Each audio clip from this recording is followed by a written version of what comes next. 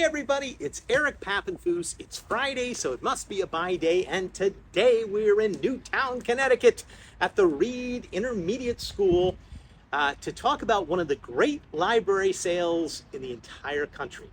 Kathy, it's one of our favorite isn't of the it? year. Absolutely. We come every year, we drive from Pennsylvania, we make the trek, and we see tens of thousands of books. And we have a special guest this buy day. I'm going to show you some of the things we just found. Why don't you pan around and show the entrance to the school? Oh, yeah. Yep, the line stretched all the way out and around to the parking lot. About 150 people paid $40 yesterday for the first day to get in. And today and tomorrow, it's going to keep going, and it's eventually free. It's just a wonderful, wonderful sale. Show you some of the finds in a second, but I want to introduce Denise, who is one of the incredible organizers and volunteers here for the sale. I don't know how long you've been doing it. You'll have to tell us that, but Denise, why don't you make the pitch? Why should people watching this make the trip up and come to this incredible book sale like we do every year in July? Well, Eric, you don't think your recommendation is enough? I hope it is. I hope it is. Yeah. Thank you. The book sale in Newtown has been going on it's our 48th book sale. Wow. We have around 128,000 items. Now, Eric has mentioned books, which we do have quite a few, but we also have CDs, DVDs, LPs, puzzles, which are flying out of here. Let me just say, your puzzle selection is unmatched. And I board don't know, games, too. and for the first time ever for Midtown Scholar, we purchased records, LPs this year. I probably got 200 classic rock and roll records going into the popular culture room of Midtown Scholar. So you're right, it is more than books. It's more than books, but we are primarily books. The Friends of the C.H. Booth Library puts on the sale in order to raise money for our town library, and it's thanks to people like Eric and you, Cathy, that we've been able to provide a substantial amount of support over the years, which makes us proud. We have perhaps 100 volunteers cycling in and out of the sale, from high school students getting community service credit to retirees to some really seniors. Yeah. But it just brings in the whole town, which is wonderful for us. We hope that you'll be interested in learning more about our sale. We have a website, boothbooksale.org, B as in boy, O-O-T-H, B as in boy, O-O-K-S-A-L-E.org. And we also have a Facebook page, Friends of the C.H. Booth Library, Newtown, Connecticut. And if you like us, and I hope you do like us, you'll be able to see a couple jokes throughout the year, but also get advance notice of our sales. It's always in July, after the 4th of July, and people come and enjoy it. Eric, why don't you share with me some of the treasures I would like to show you some, found. and it's not that they're just really interesting, and I look forward to showing you. Let me just say one last thing about the sale. It's incredibly well organized. Oh, so no yeah. matter what you're looking for, Alphabetized. you're going to find, your fiction alphabetized. You're going to find all these sort of niche categories of books.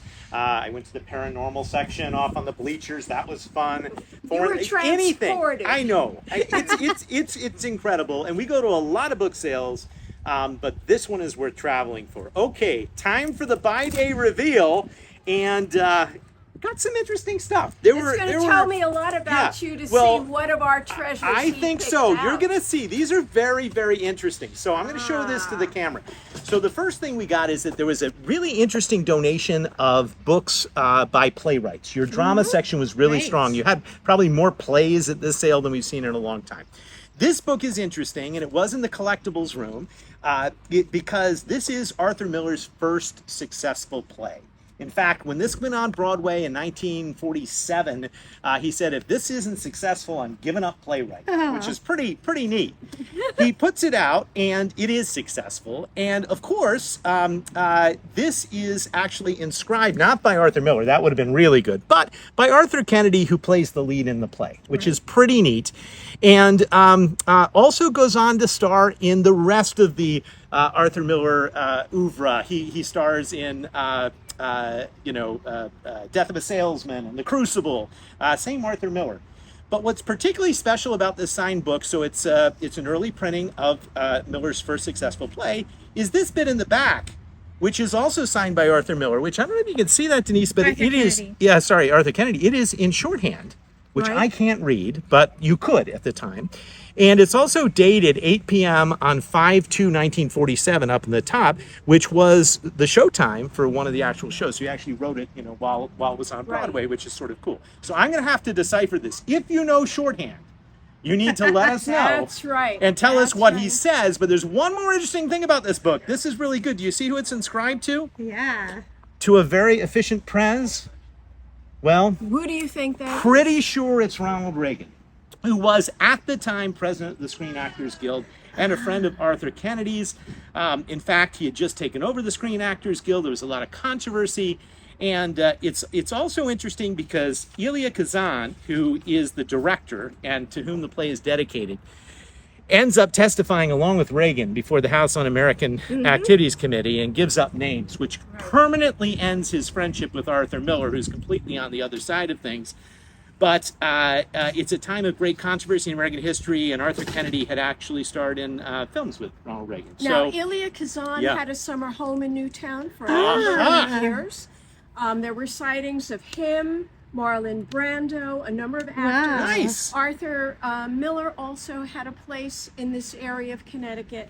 And that's why it's so nice to be with people like Eric, Yeah. who can bring all of these connections together and give a background to a book that wouldn't necessarily be obvious to everybody, but is Yeah. obvious to and you. how did Ronald Reagan end it? Maybe he was visiting one of the homes. All right. The second book, I'm going to give entire credit to Cathy for. She Oh, found this out on the okay. main floor, and this is a book of poetry by Ralph Hodgson, which in and of itself is not that incredible. It's nice because, and look at your bargain price, $3. It's nice because it was owned by a woman by the name of Alice Laughlin. And Cathy, what did you discover about Alice Laughlin? She was an incredible Pennsylvania-born painter, mural painter, and then she would make engravings of her murals in the 20s, 30s, 40s, just wonderful art. So a female artist early on, buying it in 1922. But what we like about this book is that it has in the back of the book what you call a bookseller's ticket. And a bookseller's ticket was very common at that time in history, and in the 19th century, the booksellers would put their little ad or their address in the back of the book. And this is a bookseller's ticket. Can you see what it says? It is for the Sunwise Turn Bookshop.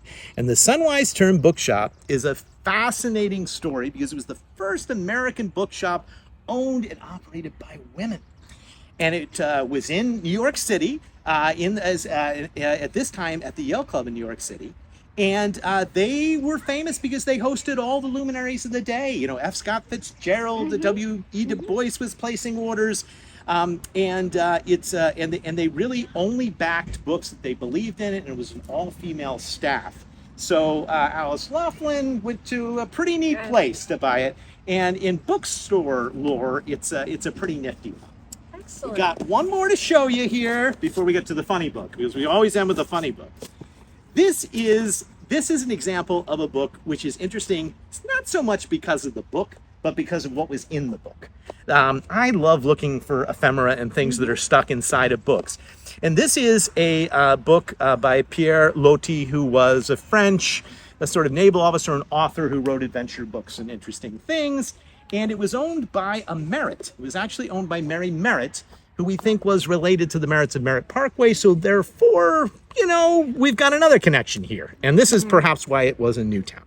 But what I like about the book is that Mary Merritt clearly read it while on a cruise to Egypt, because this was stuck in the front of it. And look at this. First, you have the White Star Line cruise booklet for the cruise. And she traveled in style. She traveled on the SS Adriatic. And you can see that her name is actually in the first class guest list, which is pretty cool. Along with some other names, you've got the Drexels from Pennsylvania. You've got the wife of Augustus St. Gaudens. You've got an interesting crew. And what's interesting, at the time, the USS Adriatic White Star Line, 1912. We know the exact date that she took off. This was the largest cruise ship in the world. And the first, well, it was the first cruise ship as well. Yeah, it was very brief to have a pool, a swimming pool. So did Mary go in the swimming pool? I think she probably did. Also, but we don't have any water from that we dip don't, she we took. don't, and this is not water damage. We do have an interesting errata notice in here, which says special notice. The attention of the managers has been called to the fact that certain persons believed to be professional gamblers are operating on board the SS Adriatic. One last thing. This is 1912. This is 1912. You know what happens earlier in 1912, Denise? The Titanic goes down. The Titanic is also owned by the White Star Line, and it is on the SS Adriatic that some of the survivors go back to England, which I think is pretty cool. The bravest, the ones that survive. Right. Not a great time for the White Star Line, and a brave moment, I think, to go on a cruise. But to top it off, then Mary decides to get on the Ramses the Great, which was a steamer that went down the Nile. And you can see her name here as well, Miss M.H. Merritt, traveling with an interesting thing. And this I like because this is Agatha Christie. This is Death on the Nile. This is. I wonder who her chaperone would be. You know, Miss Merritt would not have traveled. She does alone. not have a separate, but you see that some of them list their valets. Sometimes in here they list their maids and their servants. Excellent. So she might have gone on her own. She might have been brave and bold. And well, I tell you, I want to know more about Mary Merritt. Yes. And and this would have been an exciting book to read while traveling down the Nile. I can tell you that. All right, we're going to end with a funny book. I always end with a funny book. Let's see if you find it funny, Denise. Now, we found a lot of funny books. And I've got to save them up for future sales. But I thought this was great. It's Polka Motion. It is entirely dedicated to Ma and Pa Chen, who are the parents of the photographer that created the book Polka Motion, and it is about their adventures in the world of professional polka dancing throughout the country. That's right, there is an entire world of professional polka dancing, and you can read about that in Polka Motion and in other exciting books Okay, next in time your cafeteria. You're here, next year I hope to see you. We'll do a little twirl around the dance floor. How's Let's that? do it. That Let's sounds like do it. fun. You can play the accordion, Kathy. Thanks so much You've for got a book watching. for that. Thank We'll you. see you next Friday and every Friday at noon, right here on YouTube for more adventures in the world of books. Bye-bye.